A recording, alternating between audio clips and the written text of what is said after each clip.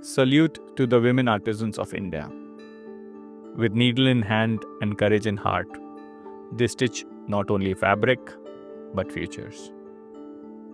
Here stand two independent mothers carrying the weight of work and home with equal grace, the makers, the nurturers, the providers.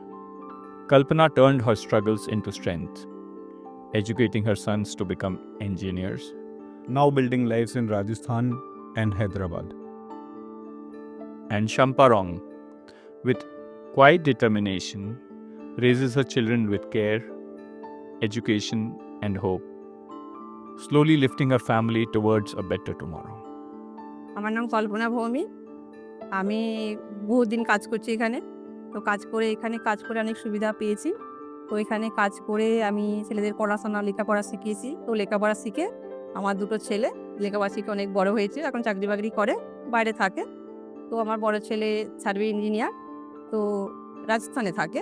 তো ছোটো ছেলে mechanical engineer, তো হায়দ্রাবাদে থাকে। তো আমার স্বামী বহুদিন হলো মারা গেছে, বছর 7-8 মারা গেছে।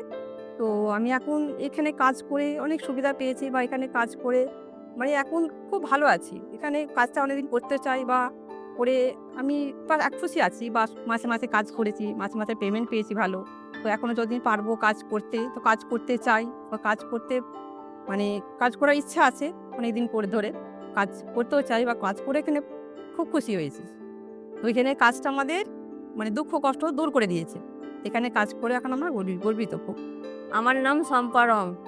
আমি প্রস্তুতি পরিবারে কাজ করি। আমি এখানে কাজ করে ভালোই ইনকাম করি। যা ইনকাম করি মোটামুটি আমার সংসার চলে যায় ভালোভাবেই। আর আমার ছেলে মেয়ে নিয়ে যে আমি রয়েছি, আমার স্বামী তো নাই তো।